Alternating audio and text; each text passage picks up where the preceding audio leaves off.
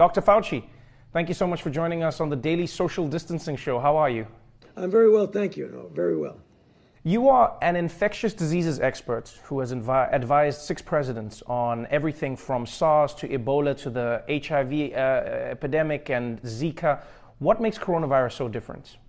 Well, it's different because, when people used to ask me over the years, what is it that I most worry about with regard to emerging infectious diseases, is a respiratory-borne illness that easily spreads from person to person, but that has a high degree of morbidity and mortality.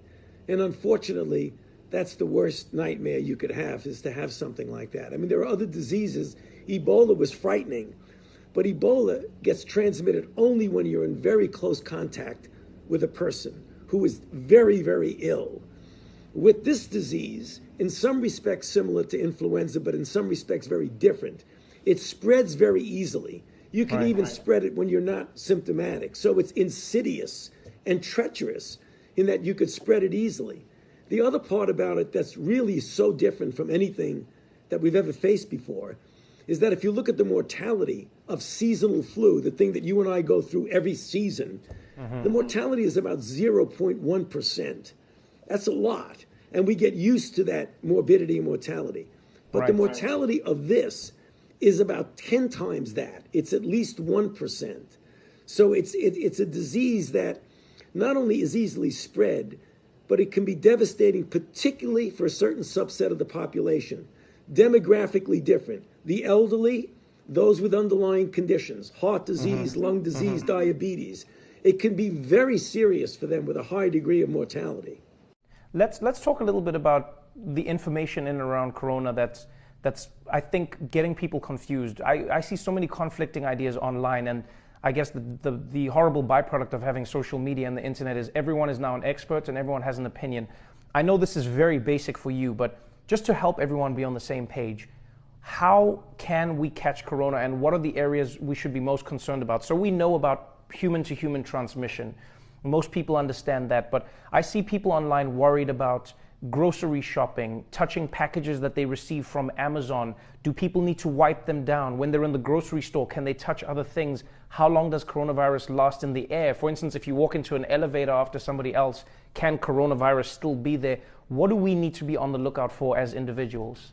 Okay, there's varied degrees of risk, Trevor, of that in every respect. But the things that are the most common that you really want to latch onto is that sneezing and coughing. When someone is ill, they've got to get themselves out of circulation because they can spread by droplets and even by what we call aerosol, which means the drop doesn't go down right away. It hangs around for a bit. So you could come into a room thinking everything is all right, and then you inhale it. That's likely not the primary way. The primary way is probably droplet. But another way that's very important is handshaking. When people naturally go like that, they cough, and then it's innocent. There's nothing on their hand. They shake your hand, or they open a doorknob. And that's the thing. You don't want to be obsessive compulsive about wiping everything down that you go near.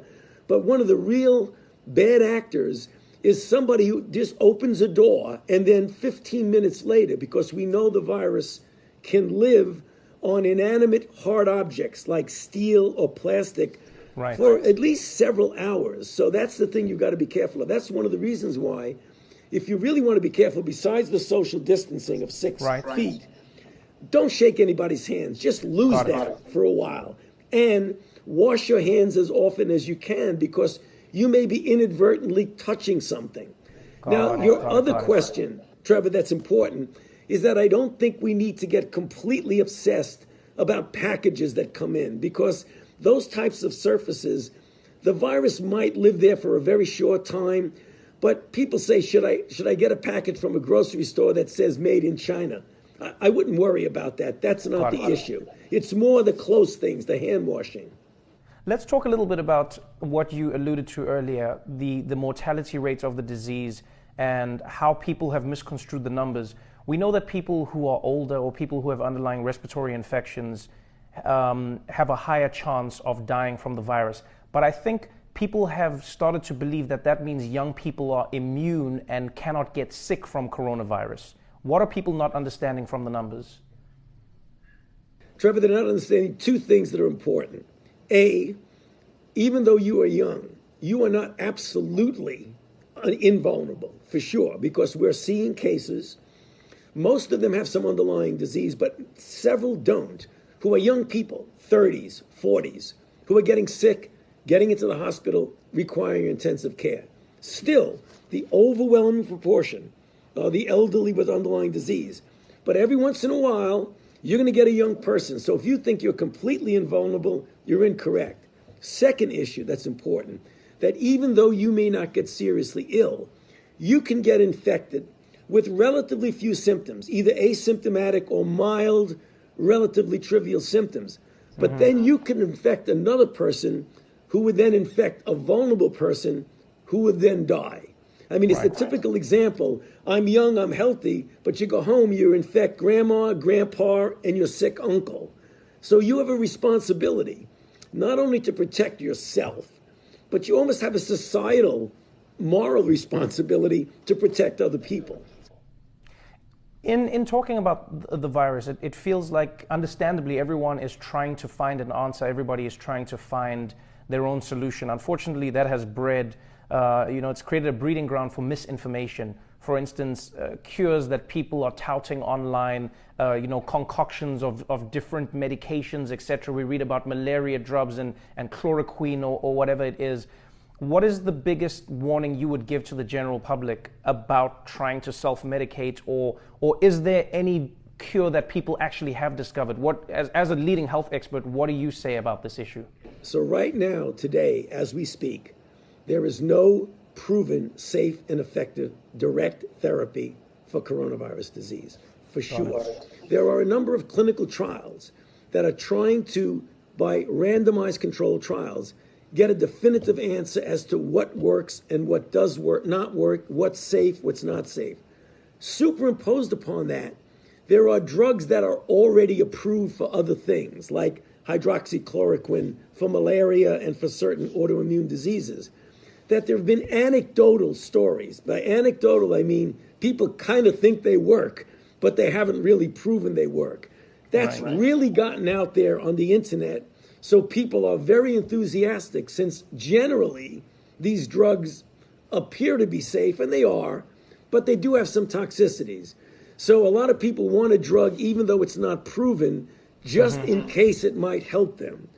You got to be careful about that for a couple of reasons. You don't want to take that drug off the market for the people who really need it, who have the diseases it's used for.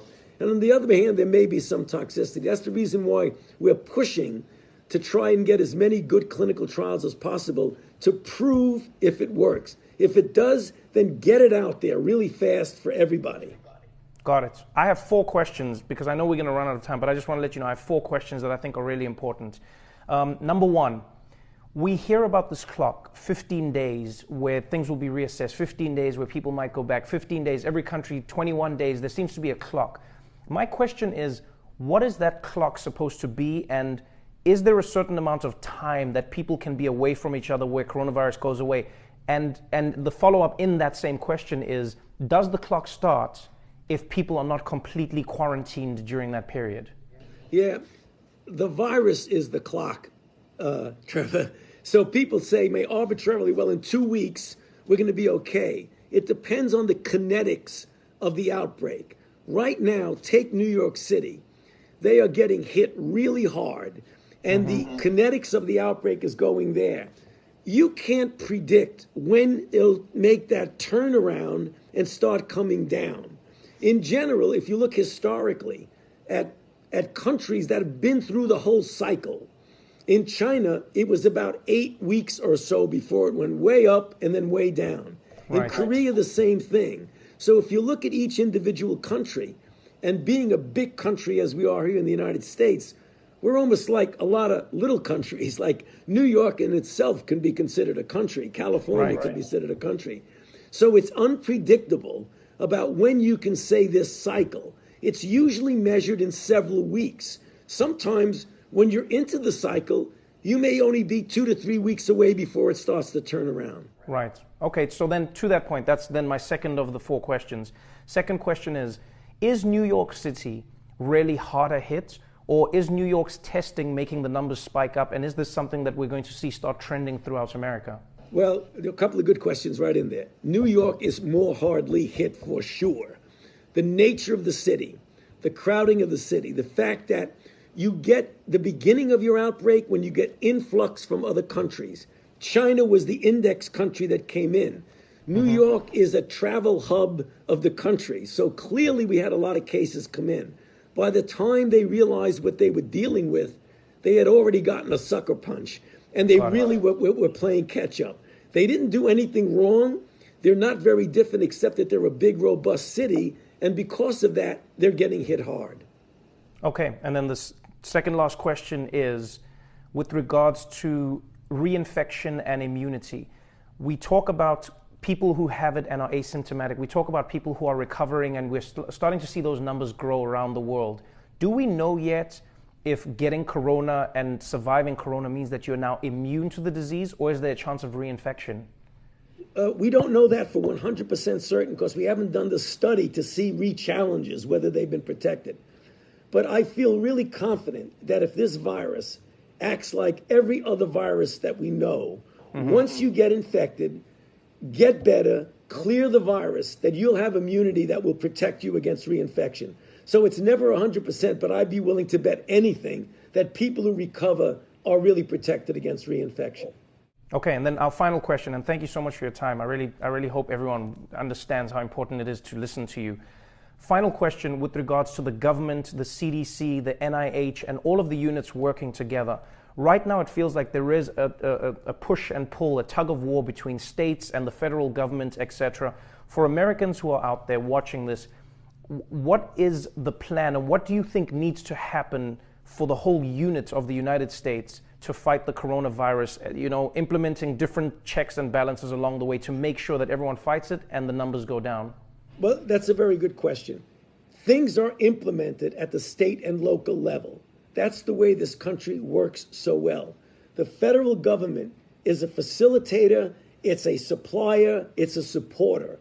And that's the way things should be going. And that's what we're starting to see now as we are catching up on things that weren't done so well in the beginning. We now have many, many more tests. The private industry is getting involved. The government's not making the test. The private industry is. The ventilators that are needed coming out of the stockpile, yet companies are starting to make more. So it really is a marriage between the federal government as the facilitator and supporter of where the real action is at the state and local level.